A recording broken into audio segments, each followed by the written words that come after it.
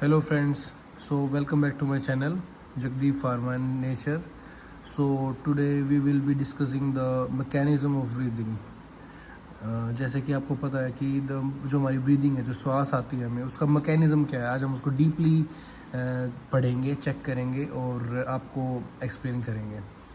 Breathing involves two stages. जैसे मैंने पिछली वीडियो में बताया था सब कुछ आपको, उसकी दो स्टेज होती है, इंस्पिरेशन और एक्सपिरेशन। ठीक है, तो inspiration during the which atmospheric air is drawn in and expiration by which the alveolar air is released out. ठीक है, इसमें इंस्पिरेशन बता दिया हमने। जो एटमॉस्फेरिक एयर होती है वो अंदर लेते हैं, उसको बोलते हैं, और जो एक्सपायरेशन है उसको बोलते हैं, जो वो हमारी एल्वियोली जो सैक होते हैं लास्ट में, उनकी जो रिलीज़ आउट होती है एयर, उसको बोलते हैं। The movement of air into and out of the lungs is carried out by creating a pressure gradient between the lungs and the atmosphere. जो हमारा जो ये प्रोसेस होती है, जो हमारी हवा अंदर और बाहर आती है लंग्स के थ्रू, वो एक प्रोसेस के ज़रिए होती है, और वो प्रोसेस होती है काइंड ऑफ प्रेशर। और जो प्रेशर होता है ना, वही हमारा जो सांस है, जो ब्रीदिंग प्रोसेस है, उसको स्टार्ट और एंड करता है। Inspiration can occur if the pressure within the lungs or intrapulmonary pressure is less than the atmospheric pressure. That is, there is a negative pressure in the lungs with respect to atmospheric pressure. जो हम सांस लेते हैं, जब हम सांस अंदर खींचते हैं, तो जो एटमॉस्फेरिक प्रेशर होता है ना बाहर, वो ज़्यादा होता है कंपेयर टू लंग्स के अंदर। और जैसे हमने पिछली वीडियो में भी डिस्कस किया था, और फिर से कर देते हैं, जो ये प्रोसेस होती है ये हाई टू लो होता है। ठीक है, जो भी चीज़ होती है, एयर होगी हमारी, वो high to pressure to low pressure पे जाएगी, जिससे हम सांस लेंगे। ठीक है, the diaphragm and a specialize set of muscles external and internal intercostals between the ribs. एक डायफ्राम होता है हमारा, जो आई वुड से जो मेन पार्ट होता है सांस लेने में, और एक स्पेशलाइज सेट ऑफ मसल्स होता है, और जो ये आपस में दोनों मिलके हमारा जो ये इंस्पिरेशन और एक्सपिरेशन प्रोसेस होती है, उसको अंजाम करते हैं। ठीक है, help in the generation of such A gradient. जो हमारा जो प्रेशर होता है वो इन्हीं के थ्रू होता है। जो डायफ्राम और जो स्पेशल सेट ऑफ मसल्स हैं, यही वो प्रेशर क्रिएट करते हैं। जब ये कॉन्ट्रैक्ट और जो रिलैक्स होते हैं, तभी वो प्रेशर जनरेट होता है। Inspiration is initiated by the contraction of diaphragm, which increase the volume of thoracic chamber in the anteroposterior axis. जो हमारा इंस्पिरेशन होता है, जब हमारा डायफ्राम होता है ना, वो नीचे की तरफ होता है। ठीक है, जब वो कॉन्ट्रैक्ट होएगा, मीन्स काइंड ऑफ वो खींचेगा ना, तो वो खींचेगा तो जो हमारा जो लंग्स का जो बैग है ना, वो भी खींचेगा। तो वो खींचेगा तो उसका जो अंदर वाला प्रेशर है ना, जो थोरैकिक चैम्बर का, वॉल्यूम इंक्रीज़ हो जाएगी उसकी। और जब वॉल्यूम इंक्रीज़ होगी तो उसका जो प्रेशर है वो भी पहले से कम हो जाएगा, और जो एयर है बाहर से वो अंदर आने लग जाएगी। ठीक है, the contraction of external intercostal muscle lifts up the ribs and the. और जब हमारा कॉन्ट्रैक्शन होता है ना, तो जो हमारी रिब्स होती है और जो स्पेशलाइज्ड हमारी सेट है मसल्स का, प्लस हमारा जो स्टर्नम होता है, स्टर्नम एक ऐसी जो हमारी एक एक लॉन्ग बोन होती है, छाती में होती है आगे फ्रंट में। ठीक है, ये क्या करेंगे, इंक्रीज़ करेंगे क्या, वॉल्यूम ऑफ थोरैकिक चैम्बर। जो भी हमारी छाती है ना, ये पूरा रिब्स बैग है, जो इसमें वॉल्यूम क्रिएट होगी, वो बढ़ेगी। जो हमारी स्टर्नम और हमारा जो ये बाकी सेट ऑफ मसल्स हैं, ये रिब्स जब कॉन्ट्रैक्ट करेंगी, बढ़ेंगी, तो अंदर ना वॉल्यूम क्रिएट हो जाएगी। ठीक है, इन डोर्सोवेंट्रल एक्सिस में the overall increase in the thoracic volume causes similar increase in pulmonary volume. जब हमारी पल्मोनरी वॉल्यूम भी इंक्रीज हो जाएगी, साथ के साथ जब हमारी थोरैकिक वॉल्यूम बढ़ेगी। ठीक है, and increase in pulmonary volume decrease the intra pulmonary pressure to less than the atmospheric pressure which force the air from outside to move into the lungs. मतलब कि हमारी वॉल्यूम वगैरह इंक्रीज होगी ना अंदर, तो हमारा स्पेस काइंड ऑफ क्रिएट हो जाएगा अंदर। जब स्पेस क्रिएट होएगा, तो हमारी जो एटमॉस्फेरिक जो हमारा प्रेशर है वो ज़्यादा है बाहर, तो वो कहाँ जाएगा, हाई टू लो। तो फिर अपने आप सांस हमारी बाहर से अपने आप अंदर खिंच जाएगी। देखो, जो हम ये डिस्कस कर रहे हैं ना, ये हमें काइंड ऑफ मैकेनिज्म कर रहे हैं। जो हमारी सेट ऑफ मसल्स है वो अंदर कैसे काम कर रही है, और जो हमने लास्ट वीडियो में पढ़ा था, वो हमने एक तरह का लंग्स का पूरा स्ट्रक्चर जाना था कि भाई उसमें अलग अलग चीज़ें होती है, ट्रैकिया होता है, ब्रोंकाई ब्रोंकियोल्स होते हैं, एल्वियोली सैक होते हैं हमारे। वो उन चीज़ों के पार्ट्स के बारे में पढ़ रहे थे, पर जो हम आज पढ़ रहे हैं वो पार्ट्स कैसे और किसके थ्रू काम करते हैं आज हम वो पढ़ रहे हैं, like ribs, diaphragm and good set of muscles और हमारा स्टर्नम। जो हमारा 4 चीज़ें हैं ये मेन होती हैं, प्लस जो प्रेशर क्रिएट हो रहा है, नेचर जो प्रेशर क्रिएट कर रहा है सब में, आज हम उसके बारे में पढ़ रहे हैं। ठीक है, तो हम साइड में एक फ़ोटो भी देख सकते हैं। ये हमारा सेट ऑफ मसल्स हैं, रिब्स हैं, स्टर्नम भी है, और एक ये अच्छे से बता रहा है, और सबसे मेन ये डायफ्राम भी है। ये जब खिंचता है बाहर की तरफ जाता है ना, तब वो कॉन्ट्रैक्ट होता है। मीन सी इसका मतलब बाहर की जब तरफ जाएगा तो ये कॉन्ट्रैक्ट होगा। सी यहाँ पे पिक्चर में सब कुछ दिखा हुआ है, डायफ्राम कॉन्ट्रैक्टेड। जब ये बाहर जाएगा तो एक प्रेशर क्रिएट होएगा, तो एयर है दैट विल बी हमारा ईजीली हम महसूस करेंगे कि अंदर आ रही है। ठीक है, ये हमारी जो वॉल्यूम ऑफ थोरैक्स इंक्रीज यहाँ से इंक्रीज हो जाएगी। ये जब बढ़ेगा एयर अंदर अपने आप आएगी, और ये क्यों आ रही है, डायफ्राम आ रहा है, नीचे जा रहा है, कॉन्ट्रैक्ट हो रहा है, स्पेस क्रिएट हो रहा है यहाँ पे, और रिब्स और जो स्टर्नम रेज्ड अपने आप हो जाएगी। रेज होएगी मीन्स बाहर, ये सारा ना प्रोसेस सेम टाइम पे होता है। ये जब बाहर खींचेंगे, ये खींचेगा तो अंदर वॉल्यूम इंक्रीज होगी तो अपने आप एयर आएगी। ये वो है, ये हमारा पूरा रिब केज होता है, ये सारा शो कर रखा है इसमें।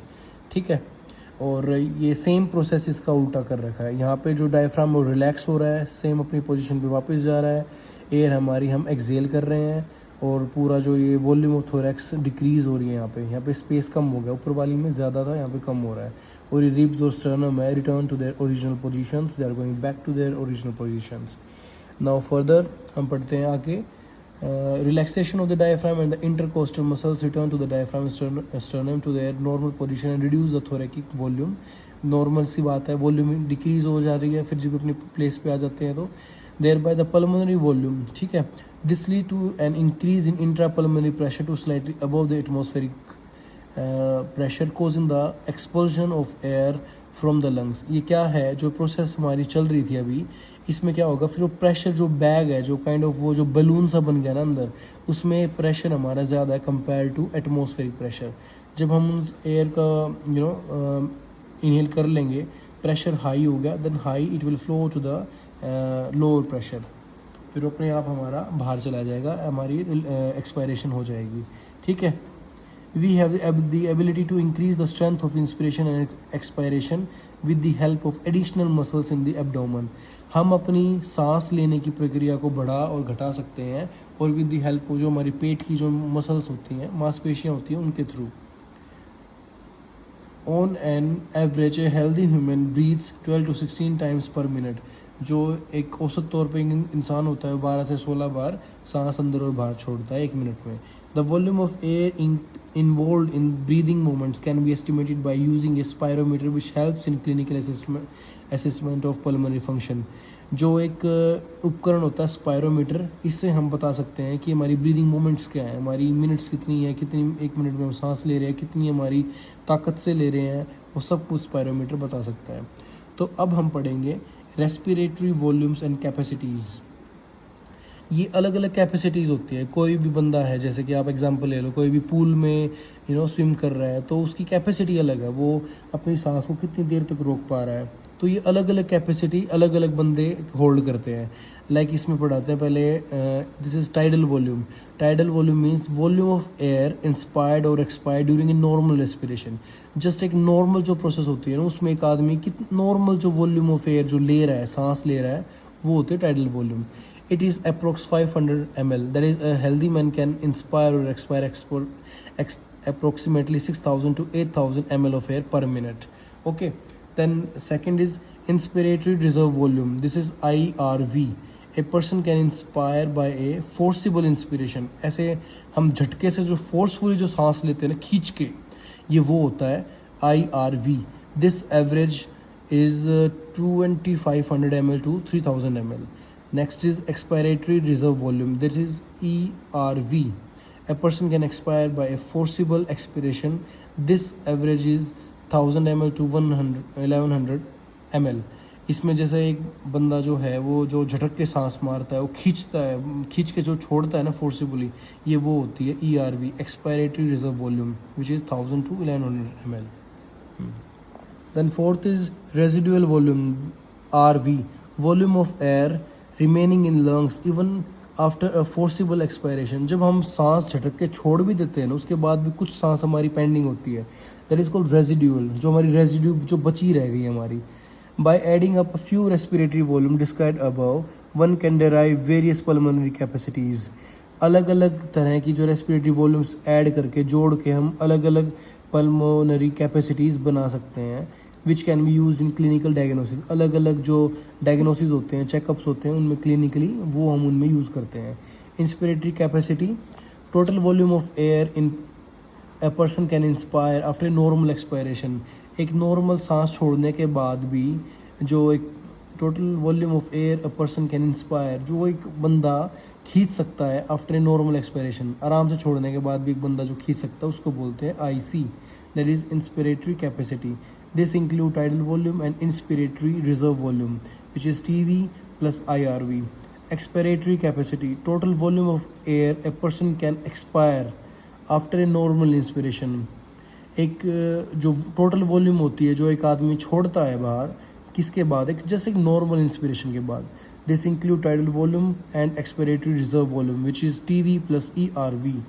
Functional residual capacity, which is FRC, volume of air that will remain in the lungs after a normal expiration. एक normal expiration के बाद जो air kind of जो residue रह जाती है उसको बोलते हैं. This include this one ERV plus the residual which we have discussed above.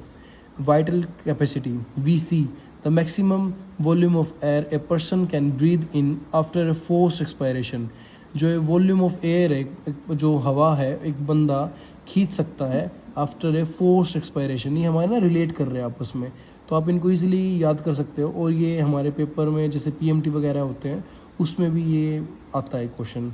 ठीक है. This include ERV plus TV and IRV और the maximum volume of air a person can breathe out after a forced inspiration. Total lung capacity, which is TLC, total volume of air accommodated in the lungs at the end of forced inspiration. पूरी लंबी खींचने के बाद भी जो air होती है उसके बारे में बता रखा है. दिस इंक्लूड द RV जो रिजर्व, और we would say the residual, ERV, TV, IRV, vital capacity plus residual volume. इसमें ऑलमोस्ट सारी आ जाती हैं TLC में. सिंपल सा बता रखा है और कुछ नहीं है इसमें. तो आप ये पढ़ो, कुछ भी आपके डाउट्स हैं आप मेरे को कमेंट्स में बता सकते हो. और ये सिंपल सी बहुत इंपॉर्टेंट चीज़ें हैं जो हमें अपनी बॉडी के बारे में पता होनी चाहिए और जो हमारे कॉम्पिटिटिव एग्ज़ाम्स में भी आते हैं और आपकी टीचर्स आपसे स्कूल में भी टेस्ट में सुन सकते हैं, पढ़ सकते हैं. तो ठीक है गाइस, हमारा ये वाला चैप्टर भी हो चुका है पूरा जो. तो अब अगली वीडियो के लिए अगले टॉपिक के साथ मिलते हैं. Thank you so much.